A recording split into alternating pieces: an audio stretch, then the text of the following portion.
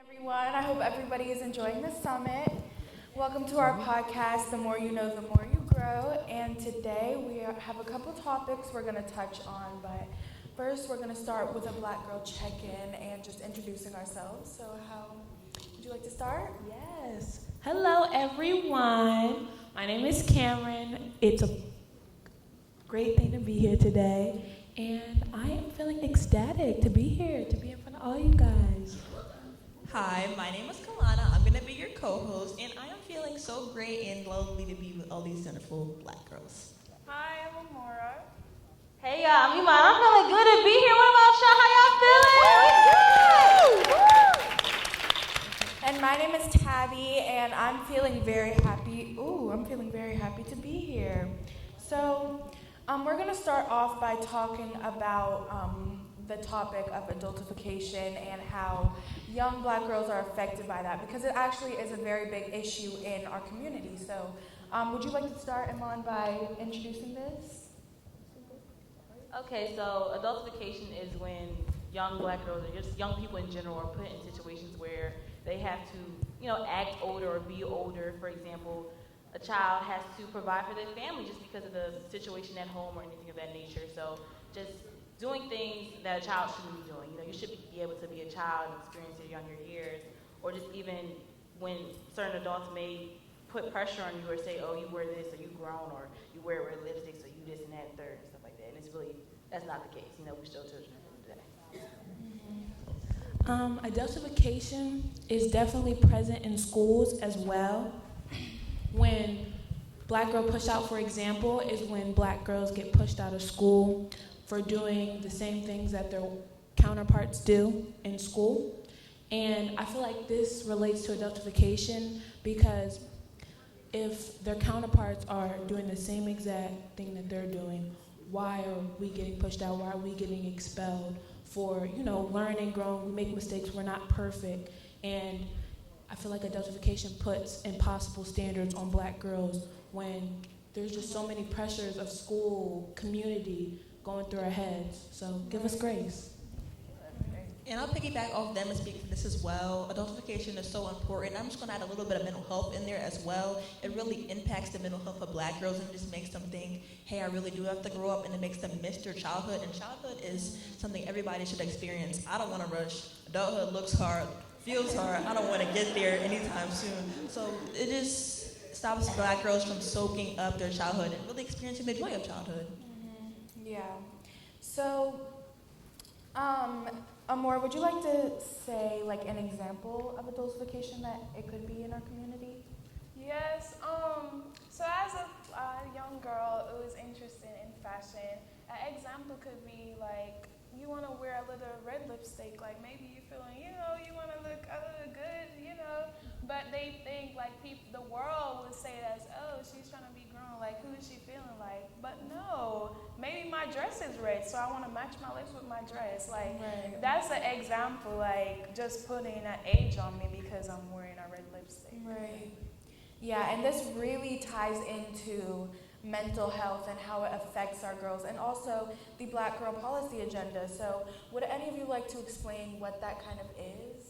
Yeah, I can go a little bit into that. So basically, all these issues that we're talking about, we're just working on trying to build towards that. We want to build that for the state of Pennsylvania. We just want to work on that. So for Black girls, so we can set the table for other Black girls, and they can have things that we didn't have, policies and laws that we never got to experience, just so they can have a better upbringing, as generations go by. Yeah.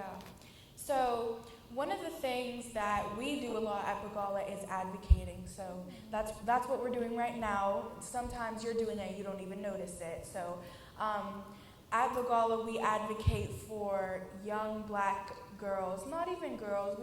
We advocate for young Black youth in general. And excuse me.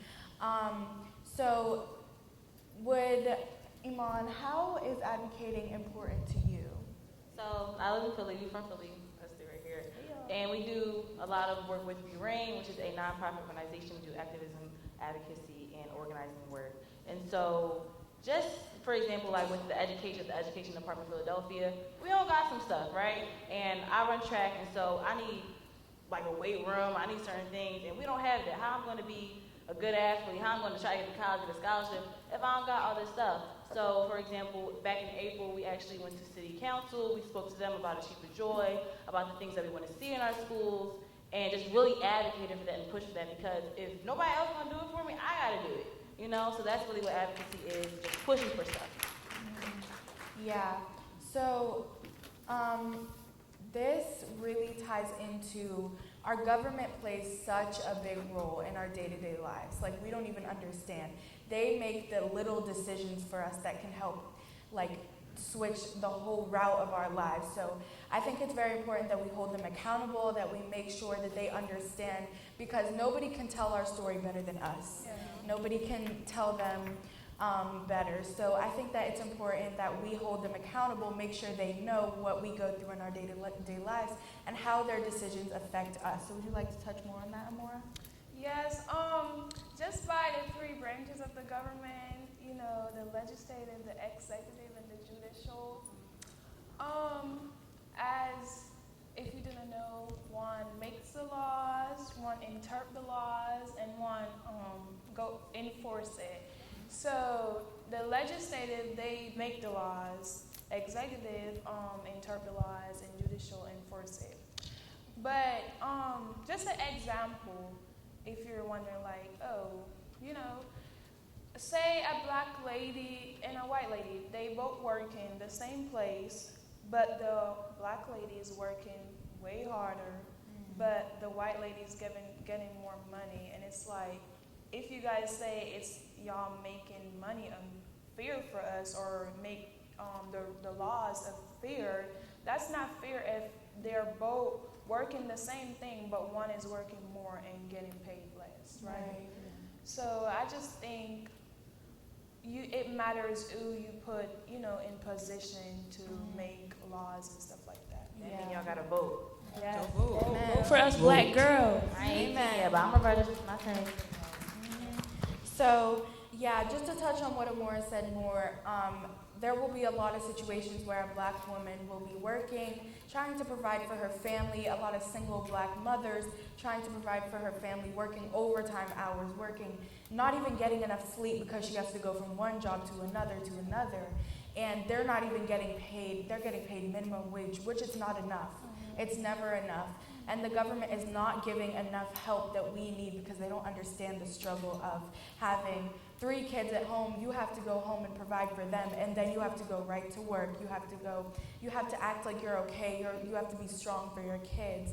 And it's not enough help for us. So a call to action for us as Gwen's Girls is that we're going to, one thing is, Ms. Rochelle, we have a trip planned to Harrisburg to go hold our legislatures accountable for this. So we're not just talking about it and not going to do anything. No, we're going to take these action steps to help with that. Do you want to say another call to action? Of course. So I'll say my personal call to action. My personal call to action is to encourage people to vote. Voting is so important, and people don't even realize it. People don't realize how much power they have, that you put those people in office. So you're putting the president in office, the vice president, down to the local and state level. You're putting these people in office. So if something isn't getting done, that's because you didn't want to take it done, which is okay, because some people don't want change. But you got to be the change you want to see. Yeah. So yeah, I'm just... The call to action is to vote. So yeah, Iman or Cameron, would you like to say what your call to action is? Yes. Back in Kalana, vote, vote, vote, vote, vote. These people that we put in office are for us. They serve us. The fourth branch of government is the people, and we are here to. The mic. Okay. We are here to show up for each other. So if we don't stick up for ourselves, who's going to stick up for us? Yeah. So let's use our voice and create change, guys. Amen. And I just wanted to say, advocate for yourself. Like, you gotta speak up. We all got voices. Like, don't let no one dim your light. Use your voices and advocate for yourself. Like, what she said, I quote that I live by: be the change you want to see. Like, if you're just, complaining, you're not trying to make no change, then you're just gonna sit there. So just be the change that you want to see. Right. Yeah. So, I think just the main idea of this is stop staying silent. stop thinking that what's wrong is okay just because it affects everybody and just because you just have to stay silent. Stop staying silent. Do something.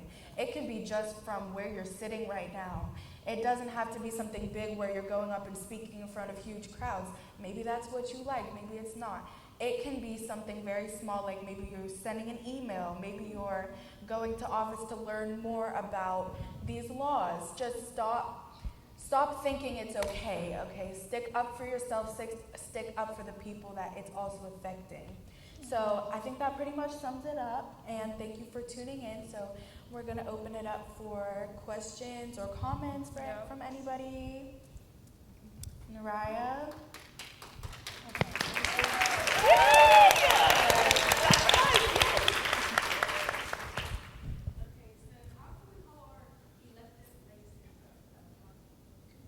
That's a good one. She said, how can we hold our elected officials accountable? Me personally, I wrote an article about the Big Beautiful Bill recently, and so I contacted my state representatives. I contacted the people in city council. I was like, listen, what you think about this? How is this going to impact this? And I need to hear your opinion, and then what can I do as well? So just going forth, not being scared, because they work for us pretty much, just going forth and contacting these people and pushing for stuff, even just joining clubs in your school or educating people about certain topics, joining stuff like Win and We Ring and all this other kind of stuff, just getting out there and being the change that you want. Yeah, another one is this bill that's trying to be passed about how we can wear our hairs in schools. How we can wear our hair in schools, because I don't think anybody ever should tell me how I can wear my hair. So that's something I'm very passionate about. So just sticking up for yourself. We can go talk to people about that, definitely. Yeah. Yes, they have a call line. You can call them, you can email them. Like I said, they work for us. So if you have a complaint, say it. Don't be scared. And if sometimes they don't like to answer, so make a re-up email. Keep doing it. Keep calling. They're going to get sick of you, but hey, it's going to get passed, so you better do it. Any more questions? Hey, great job. You talked at the beginning about adultification, and I was wondering if you had any thoughts on how to restore some of the things that we lose when our kids are adultified to the kids who are actively being adultified. Does that make sense?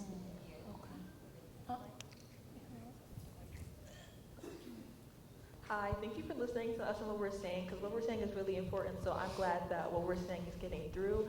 I believe just support. Support is so important to people, and sometimes somebody doesn't have somebody to lean on or to talk to about certain things.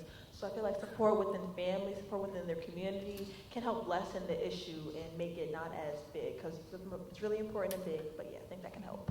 Yeah, and I think that at Gwen's Girls, so the Younger Girls program, we don't see them that much, but we see them enough, and I would say the staff there does a really good job of letting the kids be kids, and just letting them have their childhood, helping them with their homework. I noticed one time when I was up there, one of the girls came up and asked me to help with their homework, and I felt very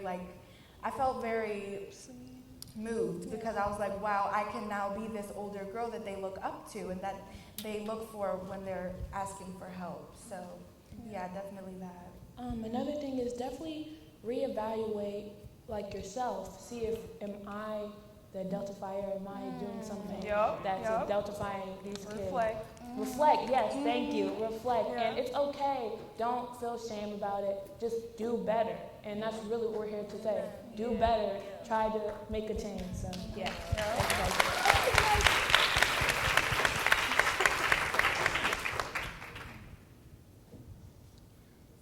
Thank you all for everything you're sharing. I really appreciate it. It's really easy to see all the different ways that you all are kind of exceptional in the way you're moving and thinking and just being in community, but I'm wondering if you could share any thoughts for like some of the older heads in the room as far as engaging with youth to actually be active in these ways that you all are. Sometimes when there's a big generational gap, it can be difficult for us to see the right tools, tips, tricks, and ways to really give hope to youth and being engaged in the ways that you all are. So, to help get involved. Yeah.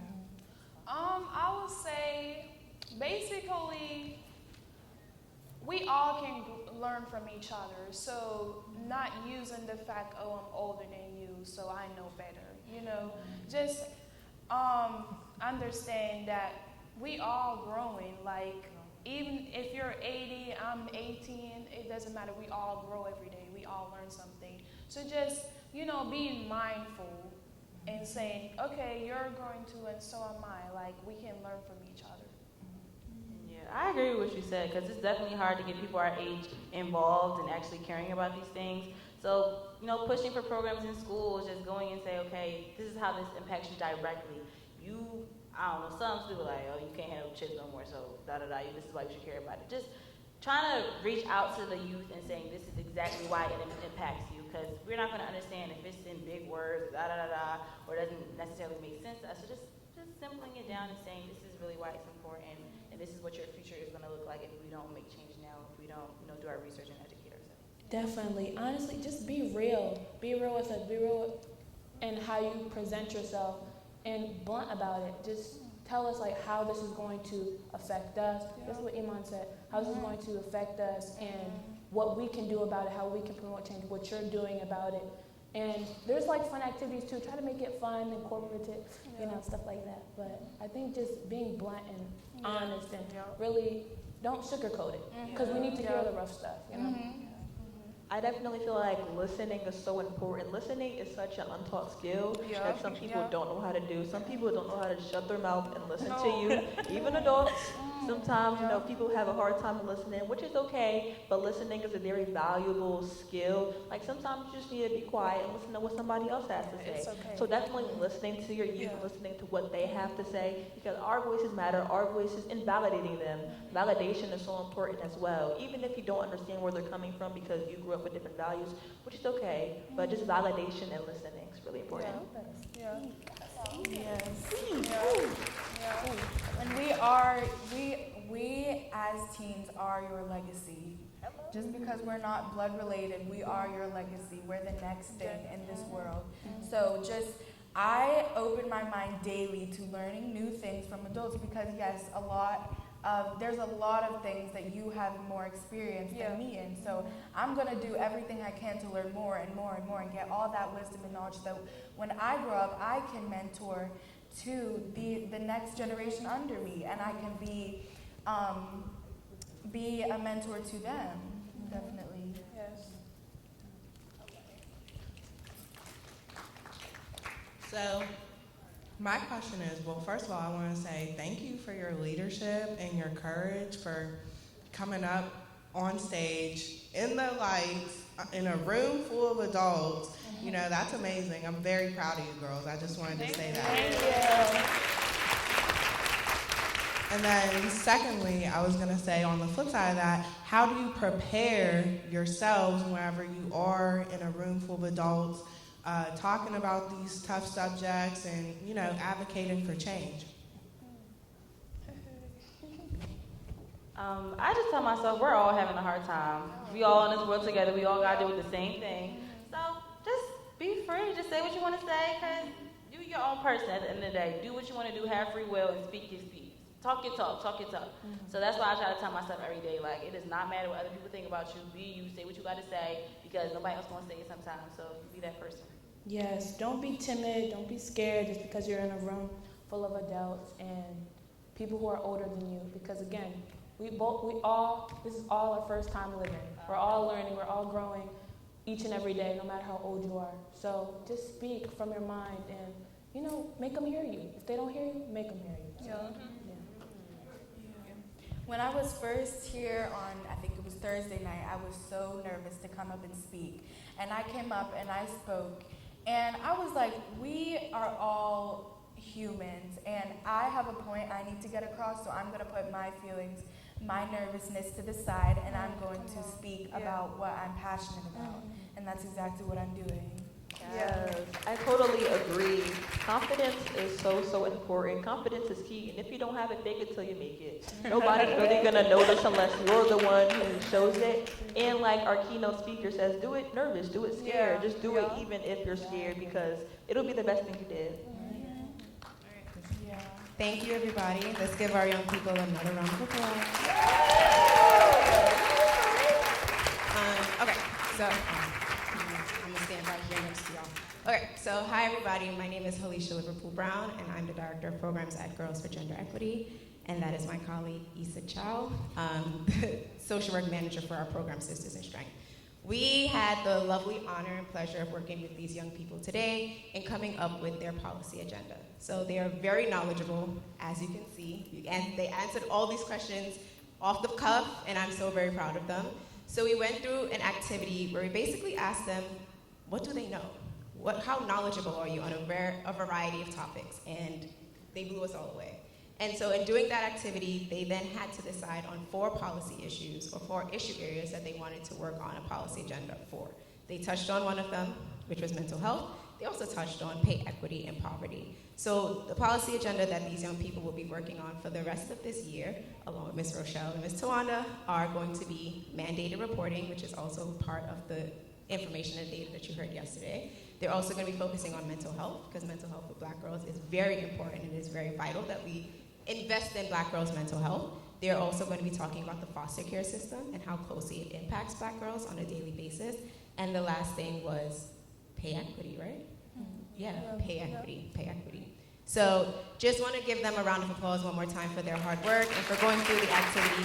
This podcast idea is all theirs. It was off the cuff, very little practice, and they blew us all away. So just want to say thank you to everyone and continue to support them as they work on this policy agenda for the next year. Thank you. Thank you, guys.